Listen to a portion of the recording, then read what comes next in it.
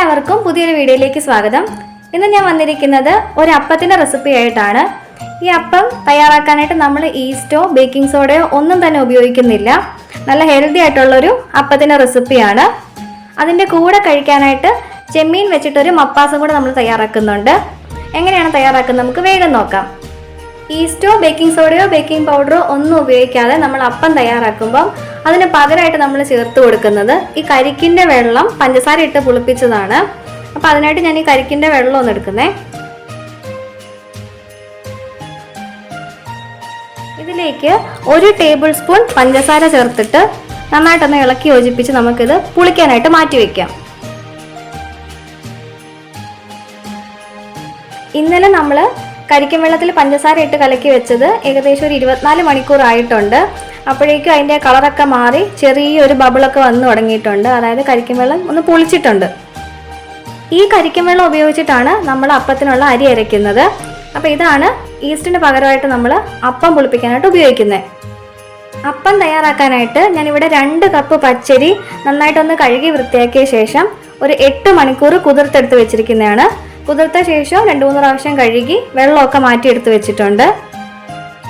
ഇനി വേണ്ടത് 1/4 കപ്പ് തേങ്ങയാണ്. ഇത് ഞാൻ ഈ അരിയിലേക്ക് ഇട്ട് കൊടുക്കുന്നത്. പിന്നെ ഞാൻ എടുത്തിരിക്കുന്നത് ഒരു 1/4 കപ്പ് ചോറാണ്. ഇതും കൂടെ ഇതിലേക്ക് ചേർത്ത് കൊടുക്കുന്നത്. ഇനി നന്നായിട്ടൊന്ന് മിക്സ് ചെയ്ത് കൊടുക്കാം.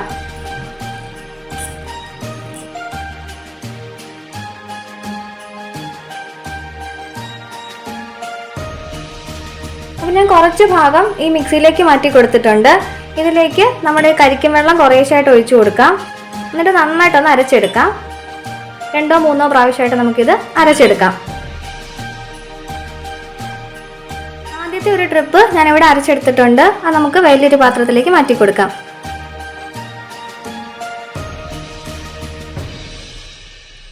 ബാക്കിയുള്ള അരിയും കൂടി നമുക്ക് ഇതേപോലെ തന്നെ ഒന്ന് അരച്ചെടുക്കാം. ലാസ്റ്റ് ട്രിപ്പ് അരയ്ക്കുന്ന കൂട്ടത്തിൽ ഞാൻ ഒരു 1 ടേബിൾ സ്പൂൺ പഞ്ചസാരയും കൂടെ ചേർത്ത് കൊടുക്കുന്നത്. മധുരം കുറച്ചുകൂടെ വേണമെന്നുള്ളവർക്ക് കുറച്ചും കൂടി ചേർത്ത് കൊടുക്കാം.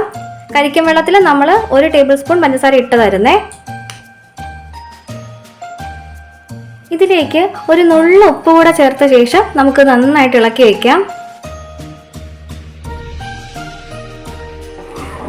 ഇതാ ഈ ഒരു കട്ടിയിലാണ് നമ്മൾ മാവ് അരച്ചെടുത്തിരിക്കുന്നത്. ഒത്തിരി അങ്ങ് തിക്കായി കഴിഞ്ഞാൽ അപ്പം പരന്നു വരത്തില്ല. ഇതൊന്ന് പുളിച്ചു വരുമ്പോൾ കുറച്ചുകൂടി ഒന്ന് കുറുകും. അന്നേരം ഒത്തിരി കുറുകിയിരിക്കുന്നതായിട്ട് തോന്നുവാണെങ്കിൽ ഒരല്പം വെള്ളം ചേർത്ത് കൊടുക്കാം. ഇത് നമ്മൾ ഒട്ടും തന്നെ തരിയില്ലാതെയാണ് അരച്ചെടുത്തിരിക്കുന്നത്. ഇനി ഈ മാവ് നമുക്ക് പുളിക്കാനായിട്ട് മാറ്റി വയ്ക്കാം. നല്ല ചൂടുള്ള സ്ഥലങ്ങളിലാണെങ്കിൽ പെട്ടെന്ന് തന്നെ പുളിച്ചു വരും. അതല്ല നല്ല തണുപ്പുള്ള സ്ഥലത്താണെങ്കിൽ കുറച്ചും കൂടി സമയം എടുക്കും. ഒരുപാട് തണുപ്പുള്ള സ്ഥലമാണെന്നുണ്ടെങ്കിൽ ഒരു കമ്പിളിപ്പൊതുപ്പ് പോലെ ഇട്ടിട്ട് ഒന്ന് ഈ പാത്രം മൂടി വെച്ചിരുന്നാൽ മതി. അതല്ലാന്നുണ്ടെങ്കിൽ അവൻ്റെ ഉള്ളിൽ ലൈറ്റ് ഇട്ടിട്ട് അതിനകത്തിൽ വെച്ചിരുന്നാലും മതിയാവും. മാവ് പുളിക്കാൻ വെച്ചിട്ട് ഇപ്പോൾ ഒരു 10 മണിക്കൂറായിട്ടുണ്ട്. മാവൊക്കെ നന്നായിട്ട് പൊങ്ങി വന്നു. നമ്മൾ ഈസ്റ്റൊക്കെ ഇട്ട് ഉണ്ടാക്കുന്ന അപ്പം പോലെ തന്നെ നന്നായിട്ട് പതഞ്ഞ് പൊങ്ങി വന്നിട്ടുണ്ട്. ഞാനിത് പുളിക്കാനായിട്ട് രാത്രിയിലാണ് വെച്ചിരുന്നത് കേട്ടോ. അതുകൊണ്ടാണ് 10 മണിക്കൂർ എടുത്തത്. ഇപ്പം നമ്മൾ പകലാണ് വെച്ചിരുന്നെങ്കിൽ ഇത്രയും സമയം എടുക്കത്തില്ല. ഇനി നമുക്ക് അപ്പം ചുട്ടെടുക്കാം. അതിനായിട്ട് ഞാനൊരു ചട്ടി വെച്ചിട്ടുണ്ട്. ചട്ടി നല്ലതുപോലെ ചൂടായ ശേഷം നമുക്കിതിലേക്ക് മാവ് ഒഴിച്ചു കൊടുക്കാം.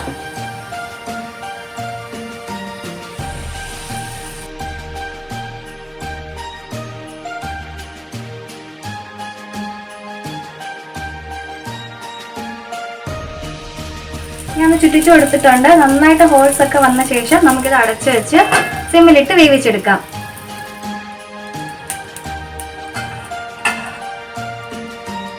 അങ്ങനെ നമ്മുടെ ആദ്യത്തെ അപ്പം റെഡി ആയിട്ടുണ്ട്. നല്ല സോഫ്റ്റ് ആയിട്ടുള്ള അപ്പമാണ്. അതാ സൈഡൊക്കെ നല്ലതുപോലെ മുരിഞ്ഞ് വന്നിട്ടുണ്ട്. ബാക്കിയുള്ള മാവ് നമുക്ക് ഇതേപോലെ തന്നെ ചുട്ടെടുക്കാം.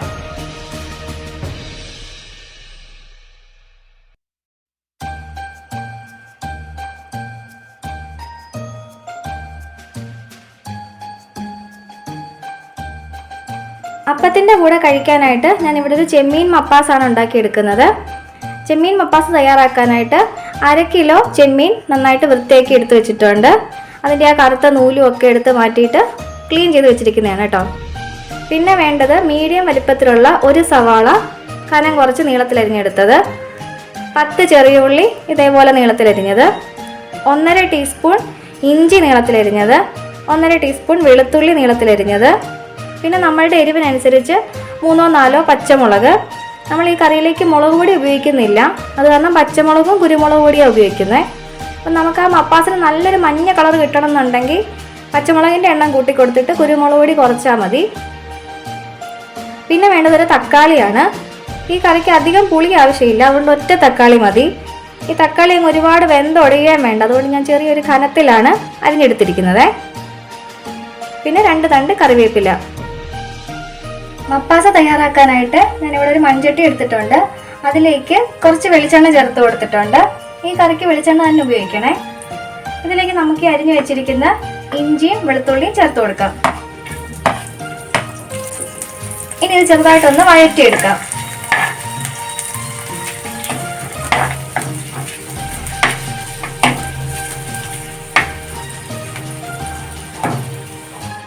ഇഞ്ചിയും വെളുത്തുള്ളിയും ഒന്ന് വാടി തുടങ്ങുമ്പോൾ നമുക്കിതിലേക്ക് അരിഞ്ഞു വെച്ചിരിക്കുന്ന ഈ ചെറിയുള്ളിയും സവാളയും പച്ചമുളകും കൂടി ചേർത്ത് കൊടുക്കാം.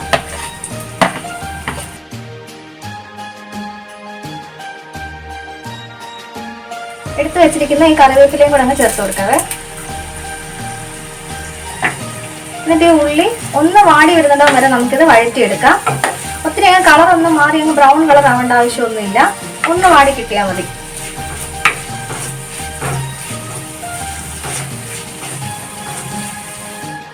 ഇപ്പൊ സവാളയൊക്കെ നന്നായിട്ടൊന്ന് വാടി വന്നിട്ടുണ്ട്. നമുക്കിതിലേക്ക് പൊടികളൊക്കെ ചേർത്ത് കൊടുക്കാം. ആദ്യമേ 1/4 ടീസ്പൂൺ മഞ്ഞൾപ്പൊടി, 1 ടീസ്പൂൺ മല്ലിപ്പൊടി, 3/4 ടീസ്പൂൺ കുരുമുളക് പൊടി, 1/2 ടീസ്പൂൺ ഗരം മസാല. ഇനി ഈ പൊടികളുടെ പച്ചമണമൊക്കെ മാറി വരുന്നിടം വരെ നന്നായിട്ടൊന്ന് വഴറ്റിയെടുക്കാം. ഇപ്പൊ ആ പൊടികളുടെ പച്ചമണമൊക്കെ ഒന്ന് മാറി കിട്ടിയിട്ടുണ്ട്. ഇനി നമുക്ക് ഇതിലേക്ക് എടുത്തു വെച്ചിരിക്കുന്ന തക്കാളി അങ്ങ് ചേർത്ത് കൊടുക്കാം. തക്കാളി ഒത്തിരി അങ്ങ് വഴറ്റൊന്നും വേണ്ട കേട്ടോ, ജസ്റ്റ് ഒന്ന് ചൂടായാൽ മതി. ഇനി നമുക്ക് ഇതിലേക്ക് എടുത്തു വെച്ചിരിക്കുന്ന ചെമ്മീനും കൂടെ ചേർത്ത് കൊടുക്കാം. ഇനി ഇതിലേക്ക് ആവശ്യത്തിനുള്ള ഉപ്പ് കൂടി ചേർത്ത് കൊടുക്കാം. എന്നിട്ട് നന്നായിട്ടൊന്ന് ഇളക്കി യോജിപ്പിച്ചെടുക്കാം.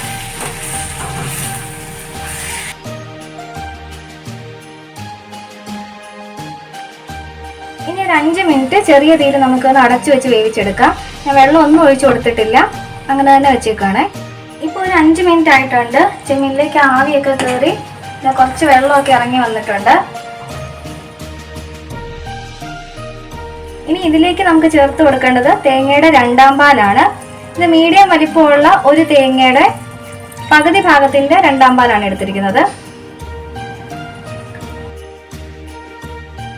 ഇനി ഇതൊന്ന് മീഡിയം ഫ്ലെയിമിൽ വെച്ചിട്ട് അടച്ചു വെച്ച് നമുക്ക് ചെമ്മീൻ വേവുന്നിടം വരെ വേവിച്ചെടുക്കാം. ഇപ്പൊ നമ്മളുടെ ചെമ്മീനൊക്കെ നന്നായിട്ട് വെന്ത് വന്നിട്ടുണ്ട്. ആ തേങ്ങാപ്പാലൊക്കെ കുറച്ചൊന്ന് വറ്റി വന്നിട്ടുണ്ട്. ഞാൻ ടേസ്റ്റ് ഒക്കെ നോക്കിയായിരുന്നേ, ഉപ്പൊക്കെ പാകമാണ്. ഒരല്പം കുരുമുളക് പൊടിയും കൂടെ വേണം തോന്നി, അതുകൊണ്ട് 1/4 ടീസ്പൂൺ കുരുമുളക് പൊടിയും കൂടെ ചേർത്ത് കൊടുക്കുന്നേ. ഇതിലേക്ക് ഒരു നുള്ള് ഉലുവപ്പൊടിയും കൂടെ ചേർത്ത് കൊടുക്കുന്നേ. ഇനി ഇതിലേക്ക് നമ്മൾ എടുത്തു വെച്ചിരിക്കുന്ന തേങ്ങയുടെ 1ാം പാലും കൂടെ ചേർത്ത് കൊടുക്കാം.